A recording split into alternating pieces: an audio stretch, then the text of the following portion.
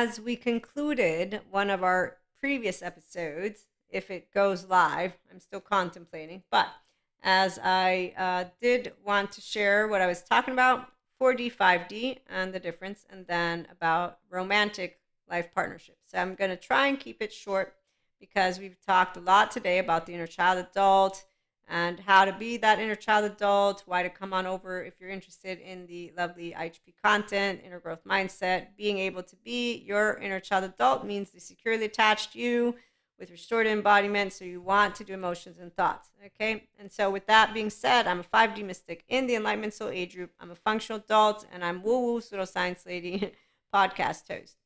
5D are people, and it's not going to be fixed in stone, but it's Christ consciousness, oneness consciousness, and it's people who have their inner child in the forefront. They don't have low self-esteem, indirect communication, passive-aggressive. They don't have the lack of self-awareness.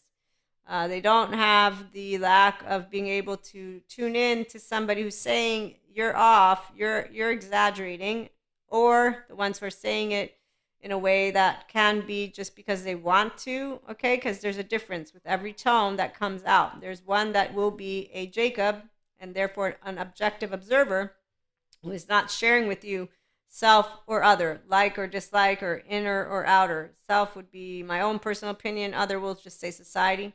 Okay, so I'm going to equate it that way.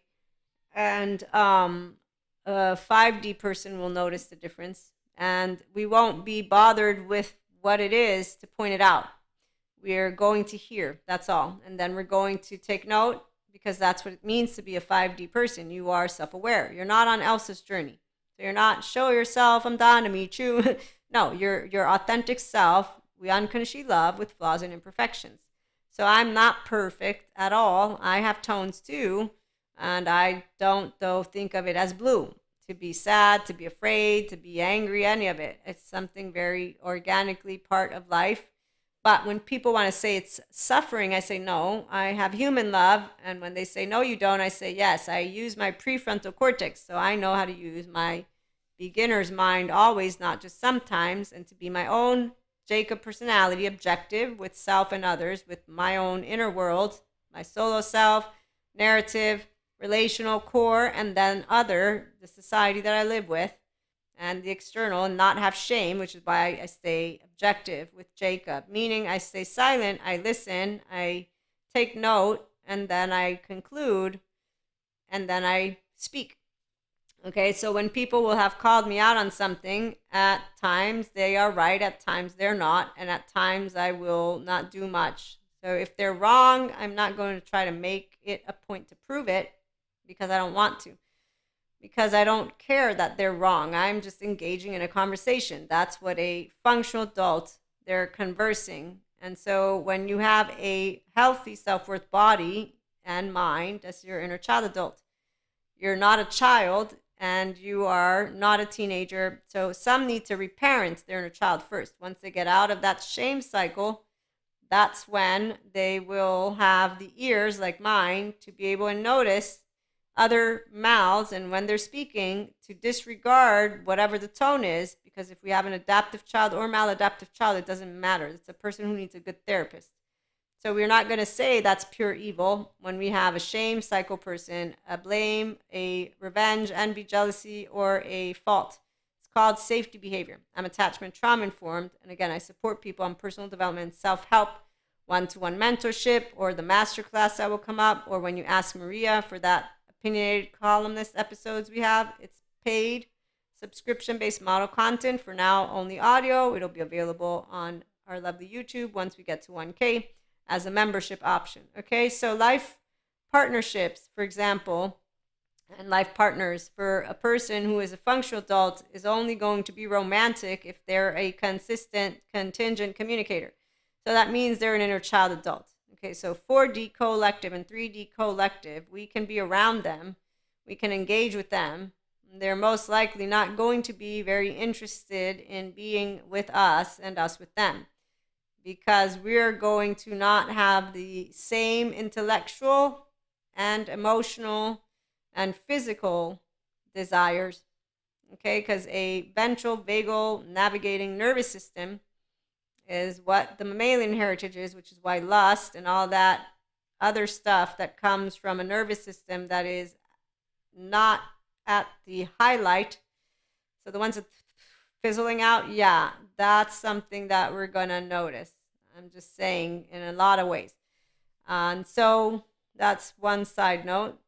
Back to 4D. So 4D, the other thing is that they believe that they know everything, and that's because they have a rigid and then sometimes chaotic mind, and that's because their brain is not something they're utilizing, because they're not looking to integrate, because their default mode network, when it flops down those frontal lobes, because it's used to being in hypervigilant mode, which is actually indicative of a 0-1-year-old who needs a person to get there.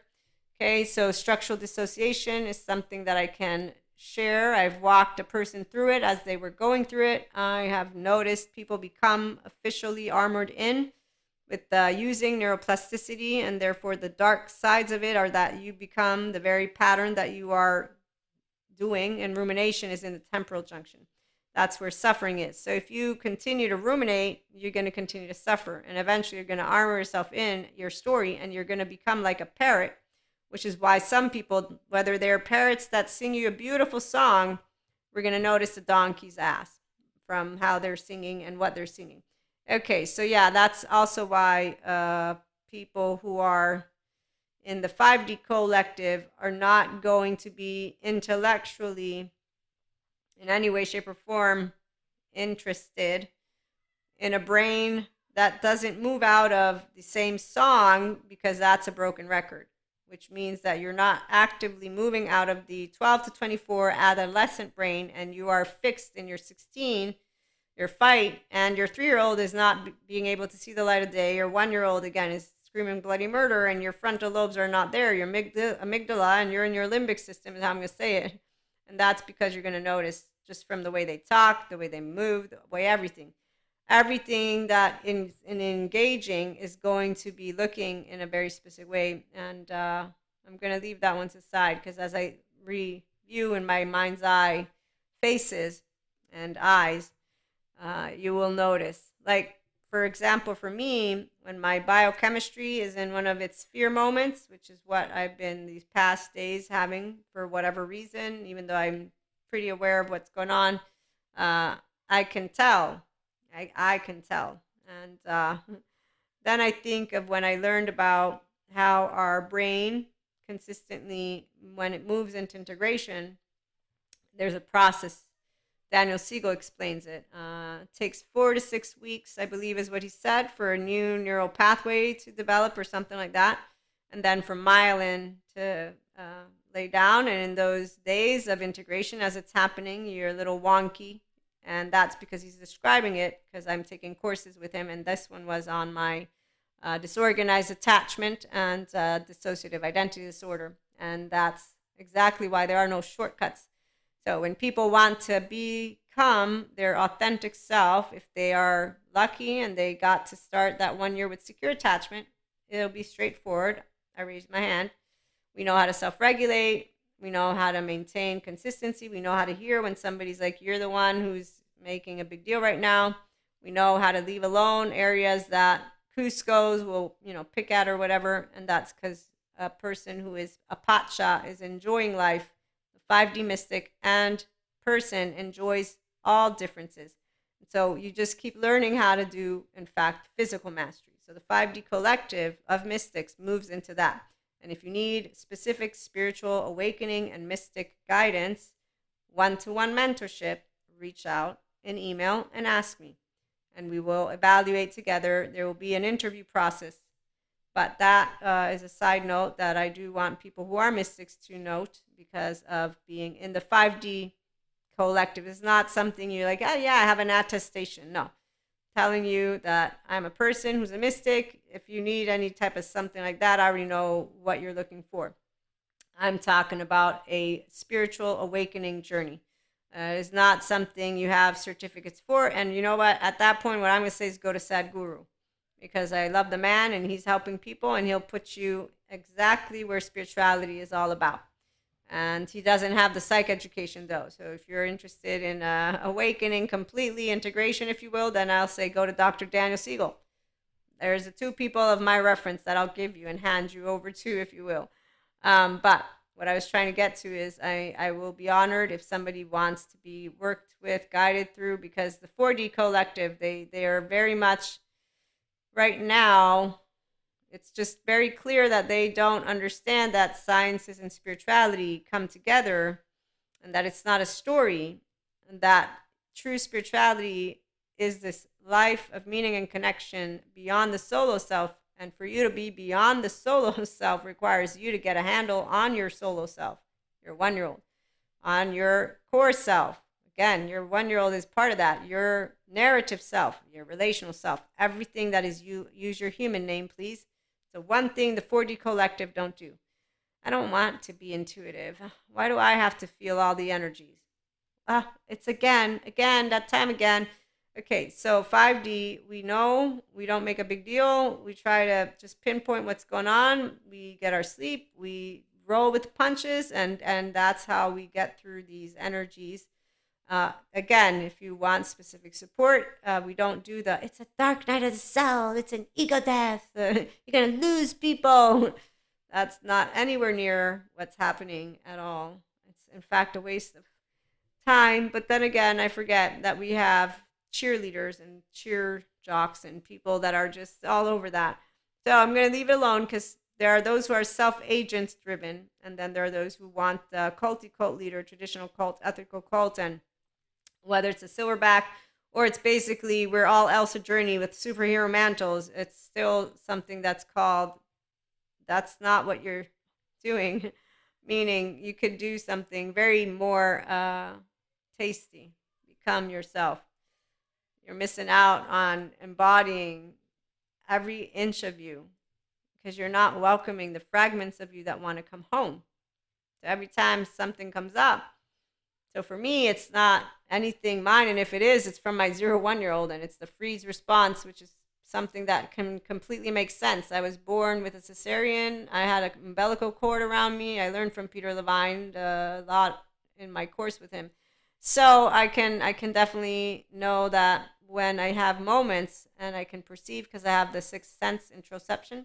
So my biochemistry, I will know stuff's going on. I started to know when my panic attacks were coming about, and all of these. So you disengage from storyland and you focus on being able to continue to do life, your work, your people, to be able to regulate. Your priority, in fact, is to continue to live a comfortable life in the best way possible, in the absence of having other people tell you how to do it, which is the one part that you will find is the most, it's not challenging because of it being hard, is that when people don't go through panic attacks, they'll think stuff like this, but her life is perfect. How does she have them?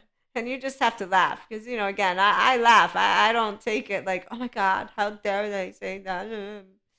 So yeah, some people, they're really sensitive. I got one lady, I was telling her how to work through her panic attacks, and she just began to get angry at me. I'm like, what the fuck? And then I got other people who are, they were actively doing something very different, which I'm not going to talk about, because that one just reminds me of a very gross feeling, very gross. And that's, yes.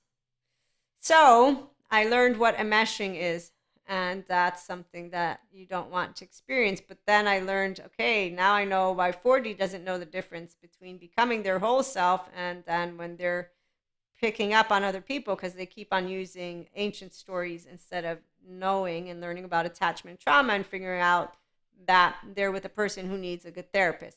Okay, so anyone who's enmeshing, that means they don't have their own differentiated self yet. So they don't know how to say, oh, I'm my own 1-year-old. I have a name, I have feelings and thoughts. They're all mine. Mine.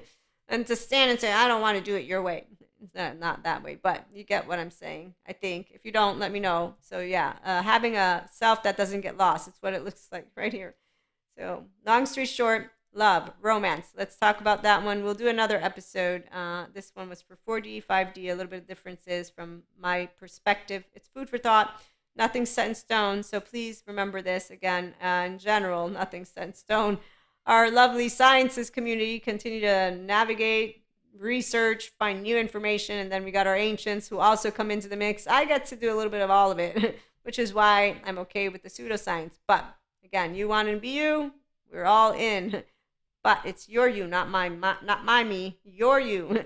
And that means you're serious because I don't mess around. And I don't sell you magical wands. I don't give you a mantle. I am your biggest fan, but not in a way of cheering you on without being like, okay, you missed a spot. You missed another spot. There's another one. I'm just saying, I'm going to be one of those people. And I will close out with this. I'm going to be like the teachers that I loved in my college years. It's the ones who are like, okay, Maria, you can do a better job. Come on. Don't you be putting no fluff. Go. Make better argumentation. And the reason for my fluff is that I'm bad with regurgitation and I'm making a rhyme, meaning I have a hard time holding linear data. I really do. I have to write everything down and then I'll forget specifics in such a way that I'm filling it in with whatever I can get to get it all. And you know what I love is that there are people who can catch on to that. And I'm like, I'm not trying to do fluff. I just don't remember all the other stuff. I need open book test. And if you ask me to do oral presentation, unless it's prepared, so I'm getting questions, I had one throughout my college years. I did horribly. I knew I would. People don't believe that I know how my brain works. Somebody can, I know, by the way. So when you know how your brain works, you know that there can be people that can support you to get your brain to also hold data. But it's only if they actually learn exactly how your brain works, which would mean they'd be interested enough internally, then they'd be like, you know what? I see a spot. I see that if I do it this way and that way, that I can help that human being over there retain information in this way. So I know there's people out there. I just haven't bothered looking into it. And out of my loved ones, none of them have yet been able to actually do that for me. So they get pissy in their pants, some of them, when I say, I don't know numbers. I don't know this. And that's where it depends on what their energy levels are at. But you give me a number, I can't store it. Now, see, this is the part of what an inner child that likes to know things as not for control, but because I like to understand. I will not ask because I understand that some people don't really know that when I'm asking, I don't understand means my mind's drawing a blank. And I feel bad because you're speaking to me. I'm not registering it. So you might as well not speak to me because I don't know what you just told me. And you just use something called your life and your breath for someone who didn't have the capacity to simulate it. So, which is also why when I ask about jokes, I just want to understand it. But that's where, for that one, I laugh like anybody else does. And then people are like, why would you laugh if you don't get it? Well, because my body knows it's a joke. I don't get it from my left mode. And I'll ask about it, and then people get pissy or they don't know how to explain it. And so why ask? But I'm not going to lie to you and say I got it. And the people who know me, and I will say, you didn't get it, did you? No. And then they'll say, okay, here, let me explain it to you. And sometimes they won't do it at all. And so there's that. Okay, we're going to get to another episode. But welcome anybody who's new. Like, share, and subscribe if you feel called to. And have a wonderful day.